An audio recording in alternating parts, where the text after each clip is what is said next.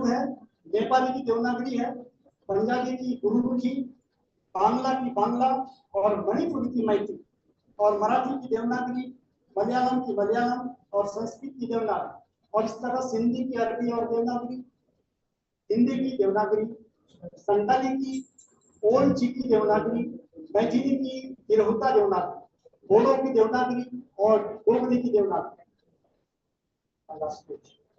यह उल्लेखनीय है कि देवनागरी अंतःसलिला की तरह सभी भारतीय भाषाओं को समरसता के साथ जोड़ती है। केंद्रीय हिंदी निदेशालय शिक्षा मंत्रालय ने यह महत्वपूर्ण दायित्व नागरी लिपि परिषद के महामंत्री डॉक्टर हरीश सिंह पाल को सौंपा है, और यह संस्था निरंतर राष्ट्रीय संगोष्ठियों के आयोजन द्वारा देश के प्रबुद्ध जनता के बीच चेतना की अलख लगा रही है। और अंत में स्वर्गीय डॉक्टर परमानंद पंचाल का यह कथन आश्वस्त करता है कि नागरी लिपि विश्व की सर्वाधिक वैज्ञानिक लिपि है, जिसमें विश्व नागरिक बनने की अपार संभावनाएं हैं। महाकवि जयशंकर प्रसाद की पंक्तियों के साथ मैं आदेश का समाहार कर रहा हूँ कि इस पद का उद्देश्य नहीं है शांत भाव में टिक रहना, किंतु पहुंचना उस सीमा तक उसके आगे रहा नहीं। आपने राष्ट्रीय भाषण को सुना धन्यवाद।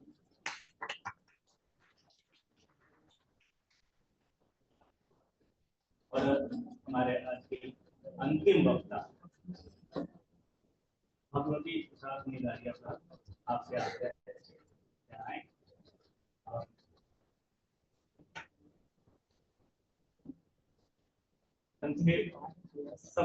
ललित बार बार दोहराने में मुझे थोड़ा सा 7 मिनट ललित जी, आधे घंटे का हो गया, 4:30 बजे हमें खाली करना है। मांग है, समय की मांग है।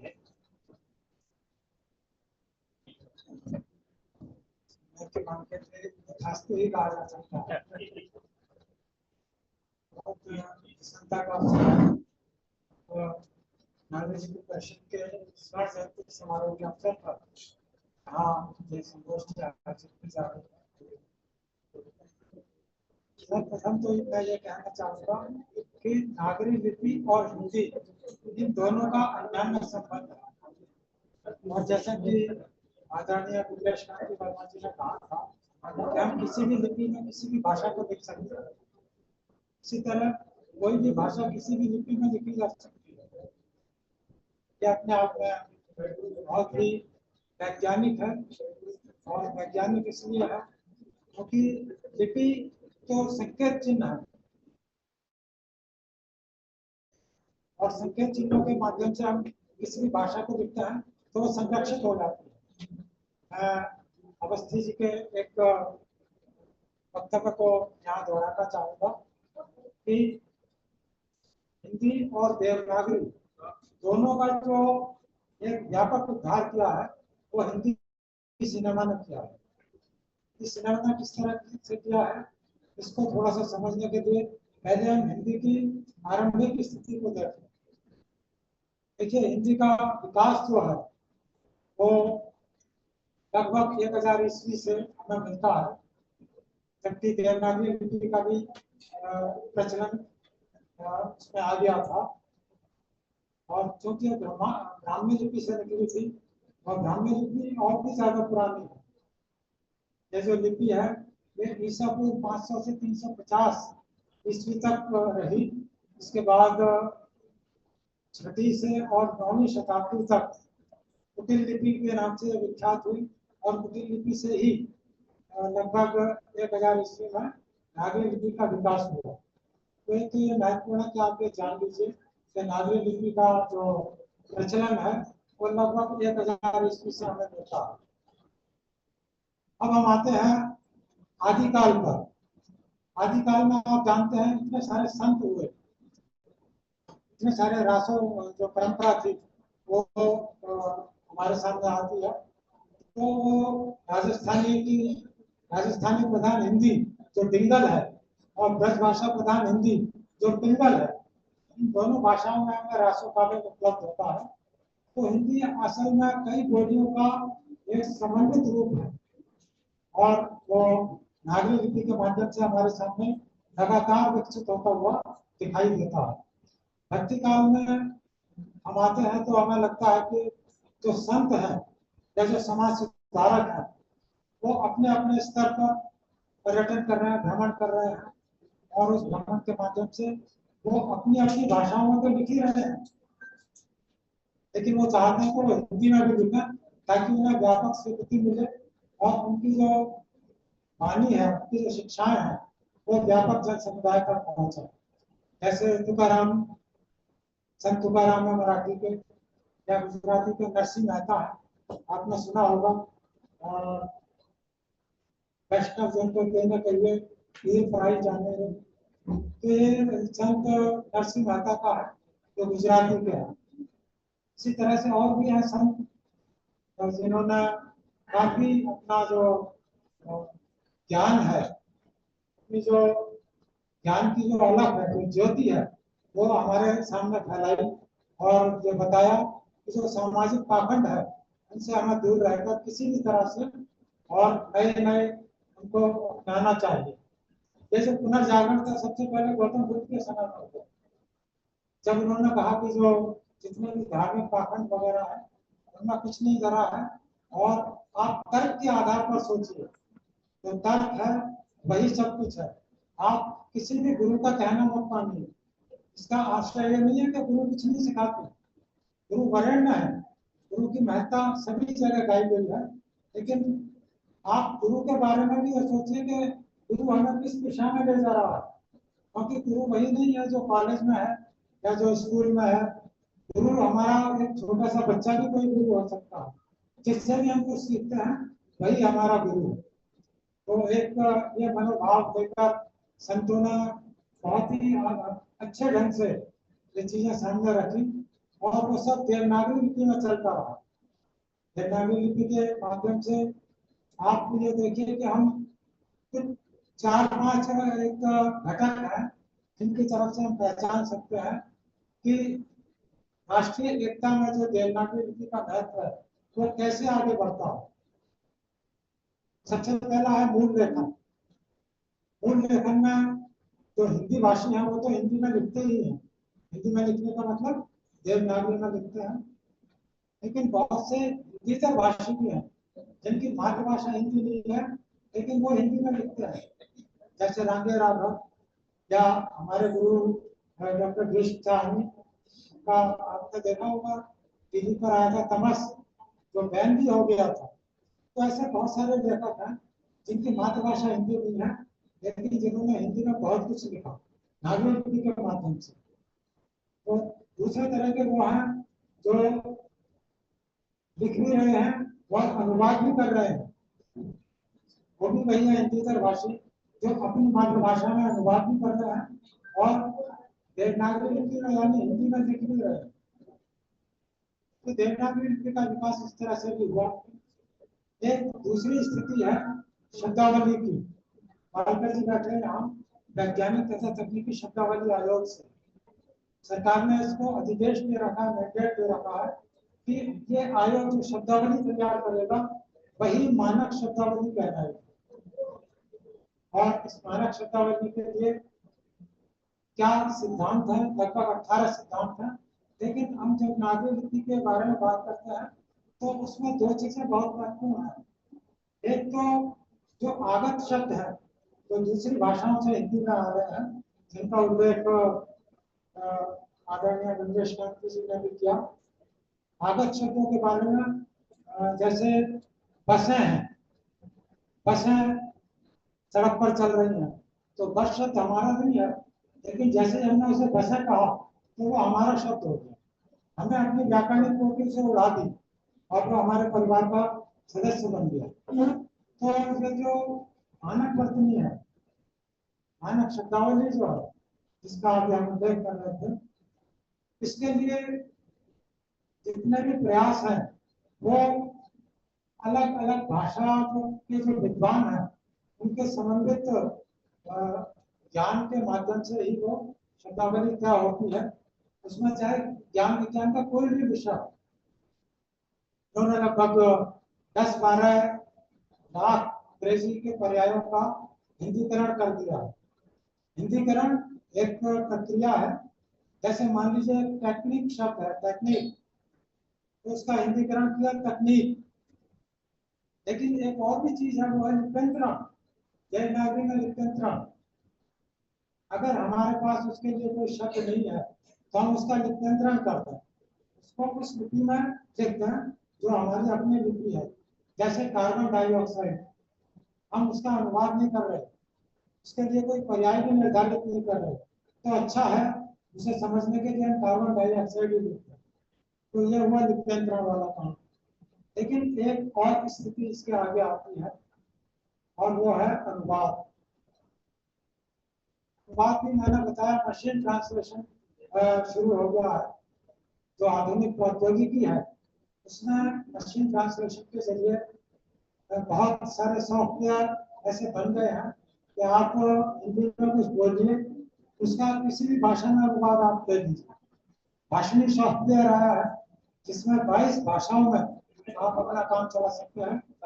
आप मान लीजिए तमिल नहीं जानते, तमिल में अपना मन चाहा वाक्य बोलिए, आपको उसका तुरंत हिंदी में उत्तर मिलेगा। कैसे मिलेगा?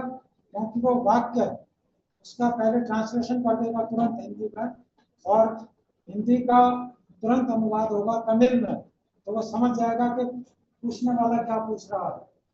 तो जो आधुनिक तकनीक है, जो प्रौद्योगिकी है, उसने भी देवनागरी को वो बहुत ही ऊंचे शिखर पर पहुंचा दिया है।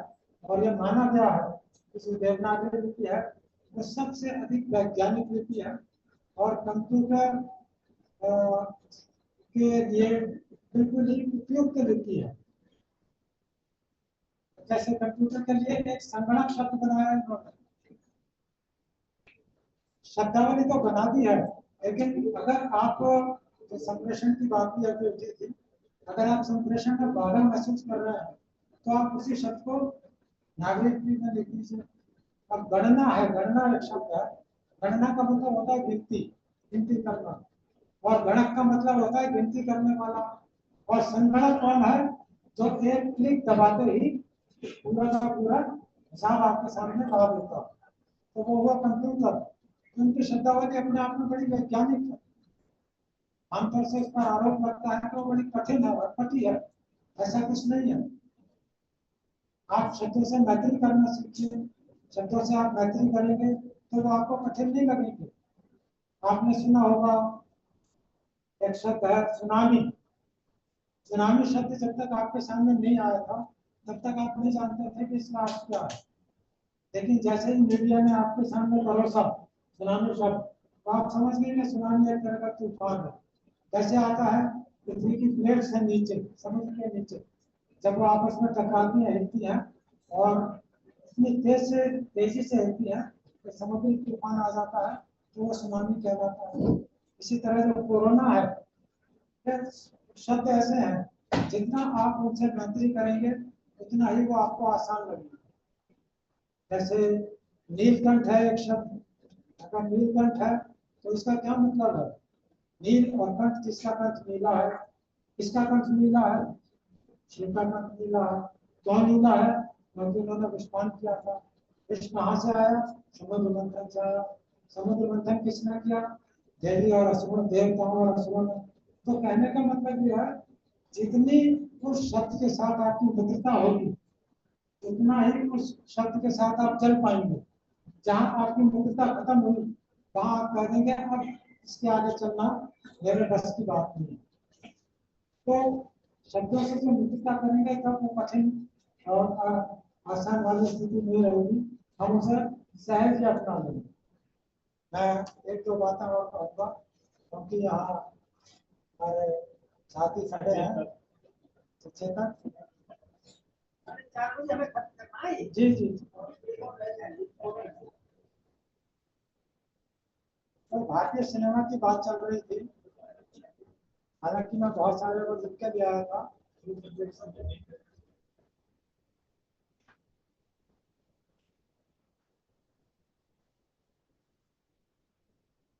भारतीय सिनेमा और रेलवे, इसने हिंदी का बहुत विकास किया और नागरिक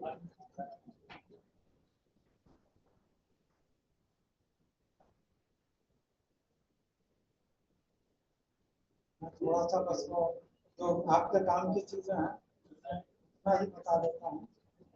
देखिए द्राविड़ लिपि नहीं होती तो हम भारतीय भाषाओं के बहुत अच्छे अच्छे बड़े बड़े साहित्यकारों के बारे में कुछ भी नहीं जान पाते। द्राविड़ लिपि के कारण जो साहित्य है वो विस्तार पाता है और भारतीय भाषाओं में जब अनुवाद आता है उसका, तो मान लीजिए तमिल भाषा में एक चीज का अनुवाद हुआ तो उसको कौन समझ सकेगा, केवल तमिल भाषी। लेकिन अगर हिंदी में उसका अनुवाद होता है तो तमाम भारतीय भाषाओं के लोग इसे समझते हैं। एक छोटा सा उदाहरण मैं देना चाहूँगा। प्रेमचंद ने जो उपन्यास लिखे उन पर कई बार फिल्में बनी, सेवा सदन पर भी फिल्म बनी और वो खुद भी अभी हाल ही में उनकी जयंती हुई है। तो जब सेवा सदन का अनुवाद किसी ने तमिल भाषा में किया तो तमिल के एक हाई कोर्ट के जज ने उसे पढ़ा और उसे पढ़ने के बाद उन्होंने अपना जो एक आलिशान पोथी है, जो बंगला है, वो नारी कल्याण के लिए दे दिया, दान कर दिया। तो भाषा की यह शक्ति है और इस शक्ति को हमेशा अपने उसमें नजरों में रखना चाहिए। बहुत सारे शायर हुए, फिल्मों में बहुत सारे गीत लिखे गए और स्वाधीनता संग्राम में भी बहुत सारे गीत लिखे गए। जैसे कैफी आजमी ने लिखा कर चले हम फिदा जानो तन साथियों, या राष्ट्रगान है वो रविन्द्रनाथ टैगोर ने लिखा जनगण अधिनायक साहब, या उन्होंने बंकिम चंद्र चटर्जी ने वंदे मातरम का वो लिखा। ऐसे बहुत सारे हैं जिन्होंने अपनी अपनी मातृभाषाओं में रहते हुए हिंदी का भला किया है और हमें उन सबका वो करना चाहिए, सम्मान करना चाहिए। और मैं खाली इतना जानना चाहूँगा कि अगर आप मान लें कि आपको देवनागरी में ही काम करना है, अपने आप को एक देवनागरी का दूत समझते हैं, तो अपना सारा काम देवनागरी में शुरू कर दीजिए। और अंत में मैं कहना चाहूँगा, हम तो दरिया हैं, हम तो दरिया हैं, हमें अपना हुनर मालूम है, हम जिधर भी चल पड़ेंगे रास्ता हो गया।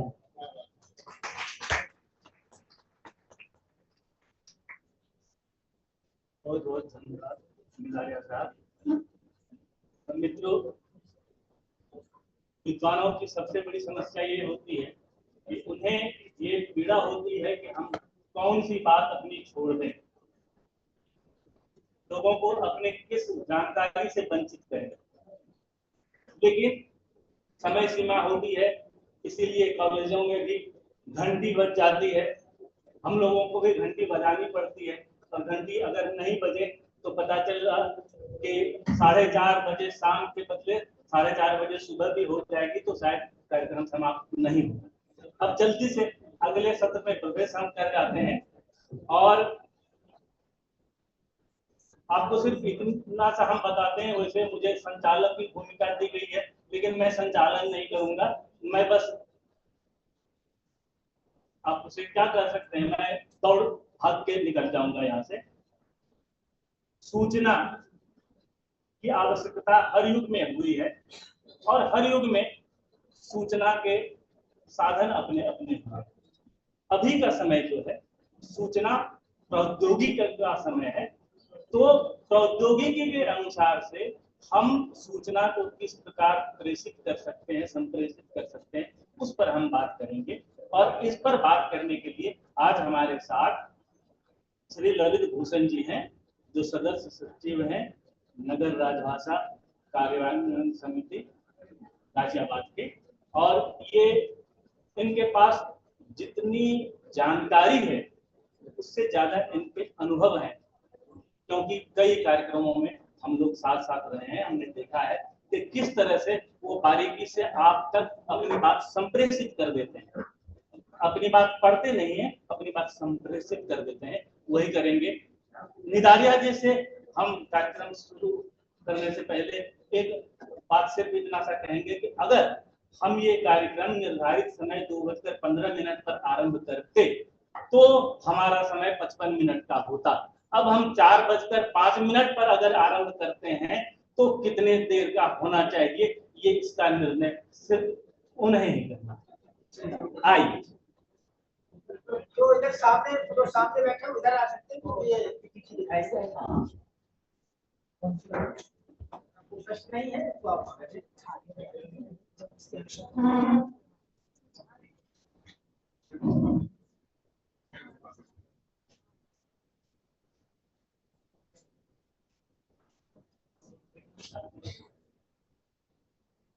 हाँ रखिए आइए। अगर देखना चाहते तो भगवान हाँ चेयर ऐसे हमारे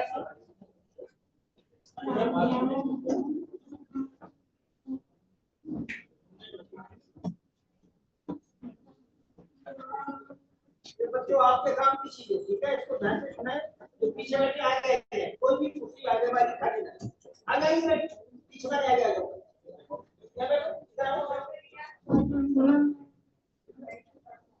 अचम विचम परावृत्ति जनाम रविचेतसा, ये मेरा है ये तेरा है, ये छोटी छोटी भावनाएं जो है वो संकुचित बुद्धि वाले करते हैं। उदार चरिता नाम वसुधैव कुटुंबकम्। हमारी संस्कृति का तो ये मूल मंत्र है कि उदार चरित्र वाले बनो, संपूर्ण पृथ्वी को अपना परिवार मानो। ऐसी भावना हजारों वर्षों से लाखों वर्षों से हम भारतीयों की रही है, और ऐसी भावना हमारी भाषा के क्षेत्र में भी रही है। अभी बात चल रही थी नागरिक, और निधारी सर ने बताया कि शब्दों से हम कैसे अपने आप को आप ही साथ करें। उन्होंने कुछ शब्द दिए, तकनीकी शब्द, तो उन्होंने कहा कंप्यूटर, मैं वहीं से बात शुरू करता हूँ। कंप्यूटर से कंप्यूटर बना है, कंप्यूटर माने गणना करना, गिनती, कैलकुलेशन। तो उसके लिए मैंने अपने जीवन की पहली जो नौकरी की थी वो IIT दिल्ली से की थी। तो कंप्यूटर सेंटर के लिए वहाँ अभिकलन केंद्र बना हुआ था। कंप्यूटर का काम ही केवल अभिकलन में गिनती और गणना करना था। थोड़ा सा और मॉडिफिकेशन हुआ तो उसको कंप्यूटेशन के हिसाब से संगणना करना। लेकिन आज के दौर में कंप्यूटर केवल गणना नहीं करता, आज वो पिक्चराइजेशन भी करता है, गाना भी गाता है, तरह तरह के वाद्य यंत्र के साथ में आपको लर्निंग या टीचिंग प्रोग्राम भी देता है। तो कहीं ना कहीं कंप्यूटर से भी ऊपर उड़ गया है। तो इस समय तकनीकी शब्दों के लिए आवश्यक हो गया कि हम अंतरराष्ट्रीय शब्दावली को यथावत रखें, एचटीज रखें। जैसे मैं दूर संचार क्षेत्र से हूँ, क्योंकि BSNL का ट्रेनिंग सेंटर है और हम लोग टेक्नोलॉजी के क्षेत्र में दूर संचार में टेक्नोलॉजी में, तो 4G 5G का दौर है, तो हमने 4G 5G का एचटीज रखा है, उसका कोई हिंदीकरण अथवा भारतीय भाषाकरण नहीं किया। जो टावर है हमारे, आपने BSNL के टावर देखे होंगे, हमने टावर को टावर रखा, स्तंभ अथवा कुछ और चीज नहीं रखा, क्योंकि जो अंतरराष्ट्रीय शब्दावली है, जैसे मोबाइल है, कुछ लोग इसे सचल कहते हैं, कोई अचल कहते हैं, तो मोबाइल को मोबाइल रखना है, क्योंकि फ्रेंच के लोगों ने भी मोबाइल का अपनी भाषा में नाम दिया, लेकिन वो प्रचलित नहीं है। कहने का सर सूचना प्रौद्योगिकी के लिए बड़ा अच्छा सर ने कहा कि सूचना की आवश्यकता हमेशा रही है। इस समय नारद जी थे, सूचनाओं का आदान प्रदान करते थे, लेकिन उनके मन में शुद्ध भक्ति भाव था, वो भगवान के प्रति भक्तों की जो भावनाएं थी वो प्रेषित करते थे। आज प्रौद्योगिकी है तो सूचनाओं की हम टेक्नोलॉजी का सहारा लेते हैं, और उस सूचना प्रौद्योगिकी के माध्यम से कैसे हमारी भाषा समृद्ध हो रही है और समृद्ध से समृद्धतर हो रही है, हम उस पर बात करते हैं। क्योंकि आज जो दौर है, आज जो हमारा जो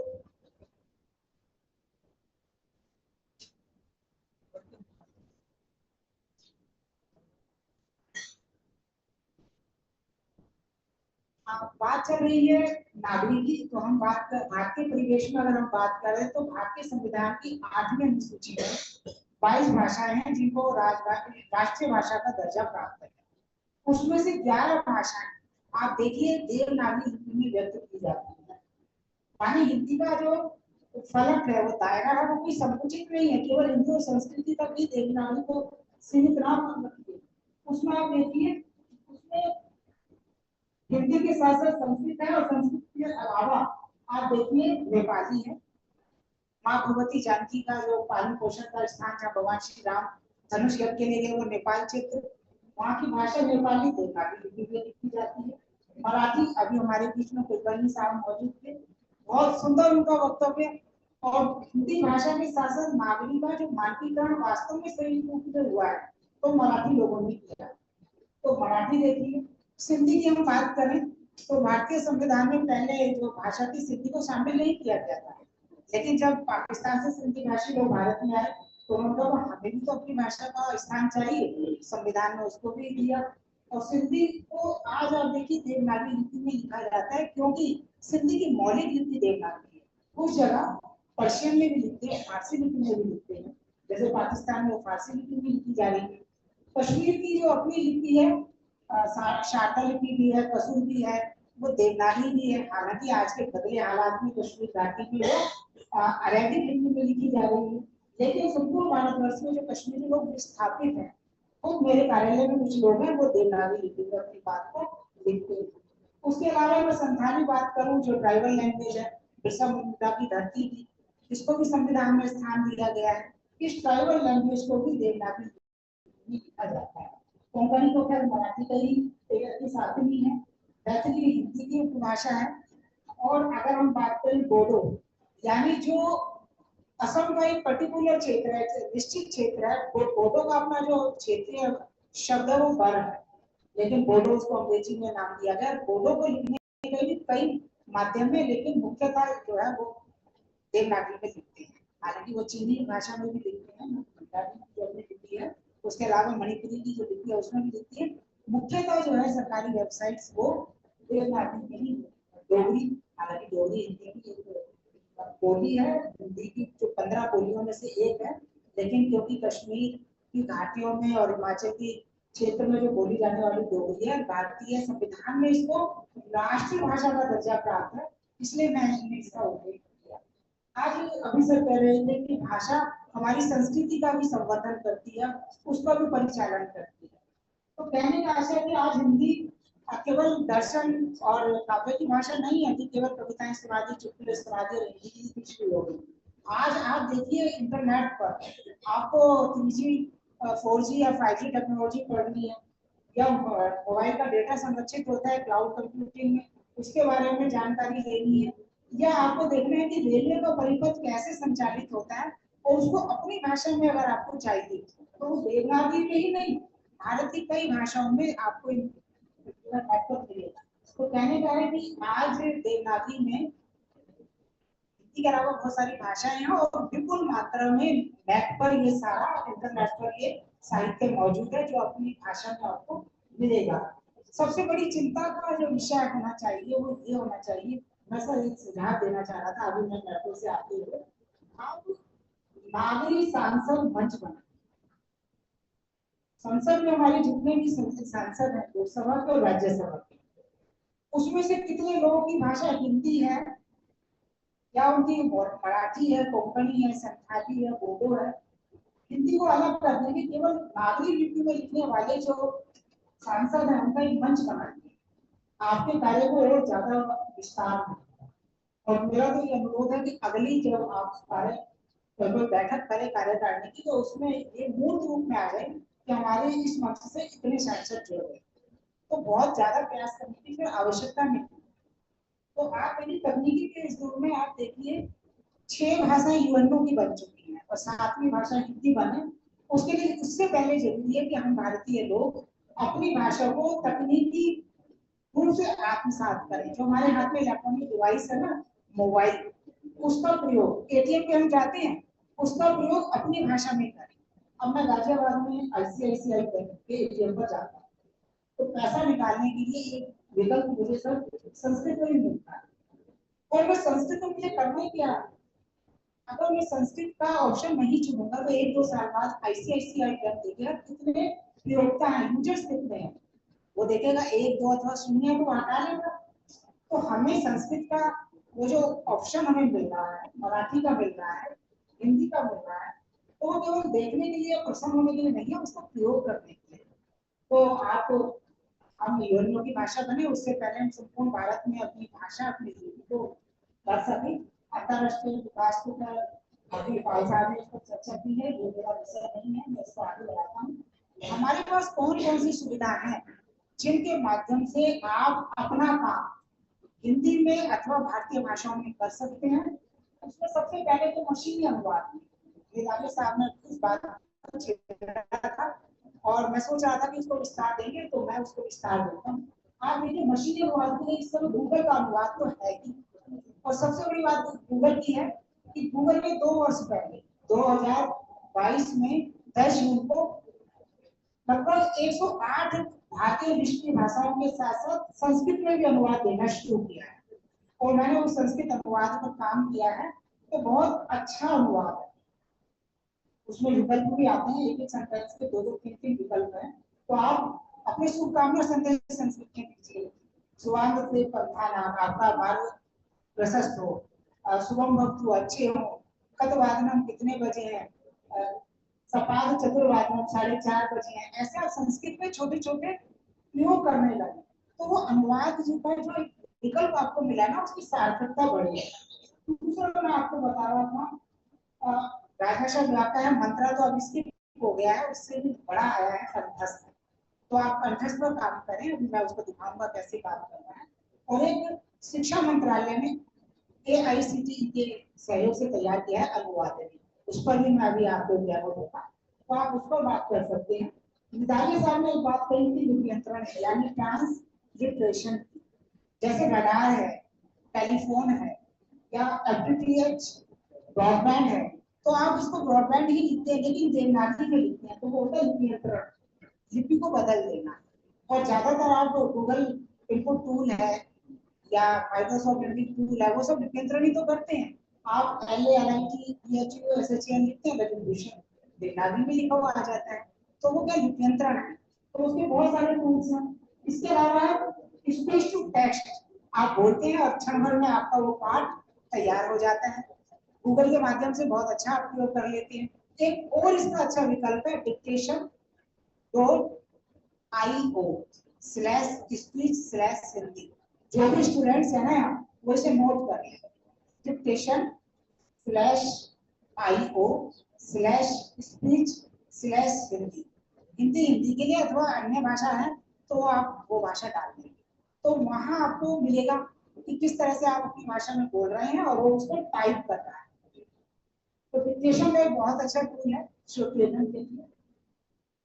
एक दक्षिण भारत का व्यक्ति हो, उसको पाठ अगर नहीं पढ़ने में कठिनाई हो रही है, उसके लिए भी है। और एक है OCR यानी ऑप्टिकल कैरेक्टर रिकॉग्निशन के माध्यम से, यानी कोई चित्र मान लो बना हुआ महात्मा गांधी जी का बहुत सुंदर संदेश है, आप चाहते हैं जो वर्ड में टेक्स्ट में प्राप्त हो जाए, तो वो आप क्षण भर में तो गूगल लेंस के थ्रू कर ही लेते हैं। वो तो गूगल लेंस का प्रयोग करते हो बच्चों। अगर आपके पास कोई 100 पेज की पुस्तक आ जाए, मान लो डॉक्टर साहब की पत्राचार के विविध नमूने, और आप चाहते हैं इसमें 10-12 सुंदर सुंदर जो नमूने हैं पत्राचार के, मैं कॉपी कर मतलब उसमें ले लूं वर्ड में, तो आप PDF को भी वर्ड में कन्वर्ट कर पाएंगे। गूगल ड्राइव में जाके कैसे करते हैं, मैं उसका भी उपयोग आपको अभी बताऊंगा। और तो OCR है, OCR के माध्यम से वर्ड में कन्वर्ट करते हैं। तो ये सब सुविधाएं आपके पास हैं।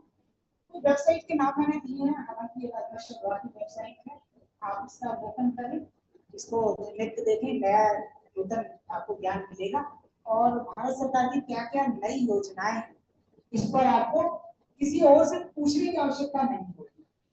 एक और चीज मैं बताना चाह रहा था कि जब हम अपनी भाषा की बात करते हैं, अपनी लिपि की बात करते हैं, देवनागरी जिसमें भगवान यानी देवताओं का वास है, कहते हैं ना भगवान के नगों में लिपि का प्रयोग होता था, तो ऐसी पवित्र पावन लिपि का हम अपनी ईमेल के लिए क्यों नहीं कर सकते।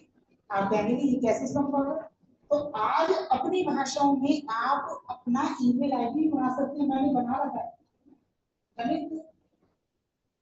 और बिंदु लगाइए डॉट के लिए dushan7@datamail.com, और सेम यही मेरी गूगल पे है lalit.dushan7@gmail। ये देवनागरी में बनाएंगे, कैसे बनाएंगे, आप अपना मोबाइल उठाइए, data mail Google Play Store से डाउनलोड कीजिए, उस पर जाकर आप इसको बनाएंगे। और ये भारत संचार निगम लिमिटेड जहाँ मैं काम करता हूँ, हमारे ही कोलैबोरेशन से ये सारी सुविधा आ रही है।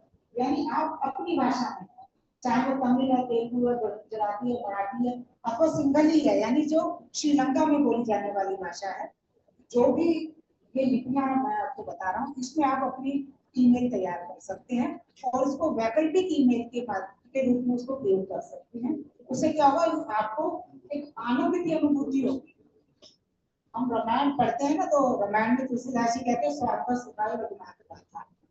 तुलसीदास जी संस्कृत के प्रकांड पंडित थे, रामायण की पूरी कथा उन्हें मालूम थी, लेकिन वो अपनी क्षेत्रीय भाषा में भगवान की कथा को लिख के आत्मिक आनंद लेना चाहते थे, इसलिए उन्होंने मानस को अवधि में लिखा। और बहुत उतारना ही सही है, क्योंकि उस समय का जो क्रोध वर्ग था वो इसे हजम नहीं कर पा रहा था कि भगवान की इस पवित्र कथा को क्षेत्रीय भाषा में लिखा जाए। तो आप जब ईमेल को अपनी भाषा में बनाएंगे तो एक आत्मिक अनुभूति होगी, और अगले कार्यक्रम में आप इसको बताएंगे। एक वेबसाइट बच्चों मैं आपको बता रहा हूँ, webdunia.com। 1998 की बात है। 1998 में इंटरनेट का मतलब होता था अंग्रेजी, कोई वेबसाइट खोलो अंग्रेजी। 1998 में पहली भारत की भाषा यानी हिंदी में कोई वेबसाइट तैयार हुई थी, इंदौर से लॉन्च हुई थी, तो वो वेब दुनिया थी। और उस समय भी इसमें ज्योतिष भी था, राहुल काल की था, गाड़ी खरीदनी है तो चौरंगिया देखते हैं, राहुल काल देखते हैं, बच्चों की शादी हो रही है तो कुंडली मिलान देखते हैं, स्त्रियां खान पान देखना चाहती हैं वामा, बच्चे क्रिकेट देखना पसंद करें, हर तरह की इसमें ये सारे हाइपरलिंक मौजूद थे। और आज तो ये अपडेट में इसमें वीडियोस हैं बहुत सुंदर सुंदर। दिवाली पे अलग अलग बच्चे दूसरी जगह चले जाते हैं, तो वहां से पूछते हैं मम्मी दिवाली पे कैसे पूजा करते हैं, तो दिवाली पे हिंदी में पूजा करें, संस्कृत में करें, संक्षिप्त करें तो विस्तार से करें। जैन है तो भगवान महादेव को लड्डू कैसे चढ़ाएं, मैंने वो पूजा की पद्धति है, वो सारी चीजें आपको इसमें। लेकिन बहुत अच्छी वेबसाइट है, और ये बनी इसलिए कि हम इसका अवलोकन करें। अभी सर कह रहे थे अभिनवहारा टाइम्स एक षड्यंत्र है, और निश्चित रूप से ये षड्यंत्र है सर। हिंदी जगत में भारतीय संस्कृति, भारतीय इतिहास में एक विशेष मेंटलिटी के लोगों का, एक मानसिक लोगों का, जिसे हम फैमिली कह देते हैं, उनका प्रभुत्व रहा है। सन 2000 से मैं प्रयासरत था कि भारतीय संवत्सर होता है, चैनी संवत्सर, जैसे 2080 चल रहा है, चैत्र शुक्ल प्रतिपदा को आप जगह जगह ऑर्डिनेंस पढ़ते हैं, राजा विक्रमादित्य ने नया वर्ष चलाया था। बस मैं आगे बढ़ा रहा हूँ। तो क्या हुआ, लेख मैंने तैयार किया था, मैं नवभारत टाइम्स में 2 साल तक प्रयास करता रहा कि जो उनका एडिटोरियल पेज है उस पे आ जाए। एक बार मैं गया, मधुसूदन जी थे बहुत अपने समय के विद्वान, मैं उनसे मिला, मैंने सर वो इस तरह का आ रहा है, तो कहते नहीं चाहिए। उनकी वर्डिंग थी, जिन्होंने संस्कृति के नाम पे विभिन्न अवार्ड प्राप्त किए थे, मैं यहाँ आपको बता रहा हूँ, उन्होंने कहा नहीं चाहिए। फिर भी मैं भेजता रहा, एक बार मैं डाक से भेजा, और सन 2002 में सर 6 दिसंबर को उस साल नववर्ष था, लेकिन 11 दिसंबर नहीं 6 अप्रैल को नववर्ष था, लेकिन मेरा 13 अप्रैल 2002 को वही है जिसको मैं 2 साल से प्रयास कर रहा था, कल कुछ नाम का कोलम में वो छपा, और उसके बाद से आज देखिए भारतीय संस्कृति पर निरंतर डेली एक उसमें एक तो चल रहा है। तो अब आपको मुहिम चलानी होगी कि जो अखबारों में जो अंग्रेजी शब्दावली जबरदस्ती होती जा रही है उसको उसकी वर्जना करें। दुनिया में आप देखिए सबसे ज्यादा अभी सर ने इसका उल्लेख किया है, मैंडारिन बोली जाती है, और उसके बाद हिंदी बोली जाती है। लिखने के लिए क्या है, क्योंकि जो खाड़ी देश में है, बांग्लादेश में है, अफगानिस्तान में, वो लिपि कुछ और उपयोग कर रहे हैं, लेकिन जो बोली की है ना भाषा, वो देवनागरी से अलग हो सकती है, लेकिन वो हिंदी है, समझ में आने वाली भाषा। तो आज हम हिंदुस्तानियों को, हिंदी भाषियों को ये अत्यंत गौरव होना चाहिए कि हम दुनिया में दूसरे स्थान पर बोले जाने वाले लोग हैं, और हमारे बच्चे नासा जैसी जगहों में हैं, और मैंडारिन वाले केवल दक्षिण चीन, सिंगापुर और मंगोलिया क्षेत्र की उनकी पहुंच अपनी भाषा को लेकर वहां नहीं है, क्योंकि हमारे बच्चे हिंदी के साथ अंग्रेजी भी जानते हैं, इसलिए वो नासा तक है। और इसके ऊपर मैं बताऊंगा कि कैसे मेरे तकनीकी संस्थान में इन देशों के लोग आते हैं, तो हमारा उनसे वार्तालाप हुआ, तो ये मैं फैक्चुअल क्वेश्चन बता रहा हूँ, तथ्यात्मक बातें। अब मैं आपको थोड़ा सा अगर समय हो गया तो दरअसल ये है ललित जी, आप अपना फोन नंबर दे दीजिए यहाँ पर, ठीक है, जो बच्चे आपसे संपर्क करना चाहे वो कर ले। बस कुछ वेबसाइट्स आपको इसकी फोटो ले लीजिए। हाँ ये बता आप इसका अवलोकन करिए, बहुत अच्छा रहेगा।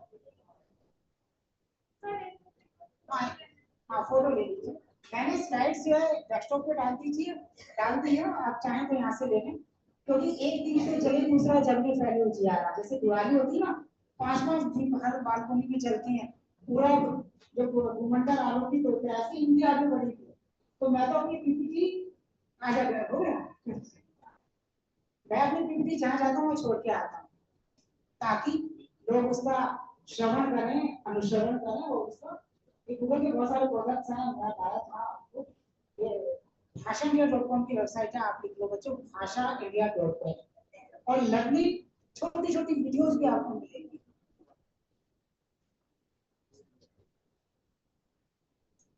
अब वैसे आपने पीपीटी है, एक्सेल सीट है, वर्ड है या ईमेल है, इम्प्लीमेंट कर सकते हैं। हालांकि आप कर लेते हैं बहुत सारे जो नॉन हिंदी स्पीकिंग एरिया के लोग हैं, आज हिंदी से अलग है, इतर भाषी, वो अपनी भाषा के माध्यम से हिंदी सीख सकते हैं। उनके लिए लीला प्रवाह नाम का एक सॉफ्टवेयर है, आप इसका भी लर्निंग टूल आपको मिल जाएगा। लीला प्रवाह आपने लीजिए, भाषा के प्लेटफॉर्म की है, और अनुवाद के लिए अनुवाद में है, गूगल मैपकैट है। मैपकैट में आप अपनी स्लाइड का अनुवाद कर सकते हैं, निःशुल्क है। जो चित्र जहाँ लगा है सेटिंग कहीं नहीं मिलेगी, माने केवल भाषा का अंतरण होगा और एडिटिंग रहेगा, और आप ये सब कर सकते हैं।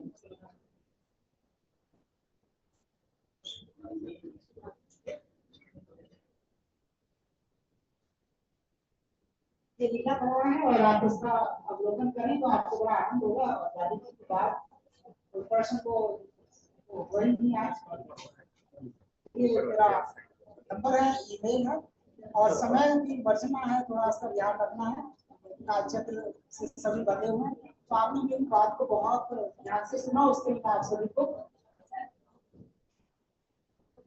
बहुत अच्छा है। समय की थोड़ा दुनिया को एक बात जी सर, चलिए बस करिए बात दीजिएगा तो उसके बाद बहुत बहुत धन्यवाद इस बात के लिए कि कम से कम समय में उन्होंने ज्यादा से ज्यादा प्रायोगिक रूप में आपको जानकारी दी है। और मुझे लगता है कि आपको लगा होगा कि ये बहुत बड़ी महत्वपूर्ण है, और उन्होंने बाकी आगे की जानकारी के लिए अपना संपर्क बताया है आपको। आप चाहें तो उनके साथ जानकारी ले सकते हैं, और आप ये तो आपके हर रोज काम में आने वाली चीजें हैं, तो इससे आपको एक बात और कहना चाहते हैं। जो मैंने आपको अनुवादनी टूल के बारे में बताया ना, जो शिक्षा मंत्रालय का, ये आपकी कॉलेज का लैब का एक यहाँ पे पड़ा हुआ है डॉक्यूमेंट। मैंने इस अनुवादनी के माध्यम से इसका हिंदी में अनुवाद कर दिया। इधर आपका मूल पाठ है, उधर हिंदी है। देखिए अगर टर्लाइज है ना, तो टर्लाइज को टर्लाइज कर दें, और एडिटेबल क्या है उसको एडिट कर देंगे, एडिट कर सकते हैं, इसमें बताना चाहता हूं। तो ये आपके सामने प्रयोग है अनुवाद। और अब वितरण समारोह है, इसमें क्या क्या वितरण होगा ये महामंत्री जी ज्यादा बेहतर कहेंगे, क्योंकि एक तरफ मेरे सामने प्रमाण पत्र रखा हुआ है और दूसरी तरफ बहुत सारे पत्रिकाएं रखी हुई हैं, जो उन्होंने पहले से आप लोगों को वचन दे रखा है कि जो तब तक रहेंगे उनको पत्रिकाएं भी मिलेंगी। तो ये है, चलिए नाम बोलते जाइए। और ये कुछ प्रमाण पत्र जो यहाँ है, हम चाहेंगे आप लोग कृपया ध्यान से अगर सुनेंगे तो आप चूकेंगे नहीं, जिनका नाम होगा वो चूकेंगे नहीं। इनमें आपके नाम हम पढ़ रहे हैं और आप आकर ये प्रमाण पत्र यहाँ से प्राप्त करेंगे। ये पहला नाम है श्रीमती सुभा सिन्हा जी का।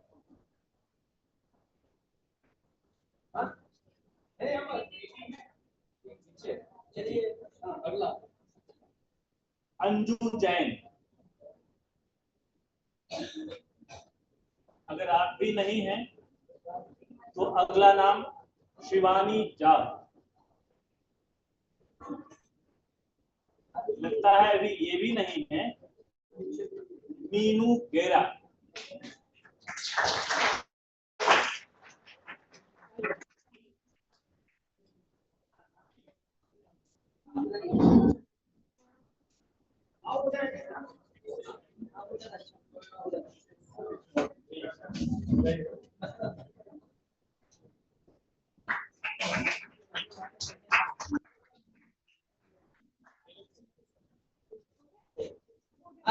अनीता कुमारी।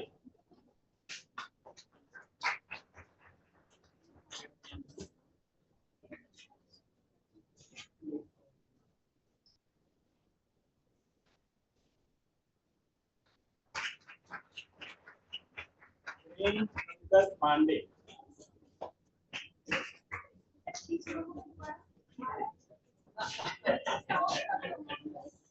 रिकॉर्डिंग हो रही है हाँ, आइए।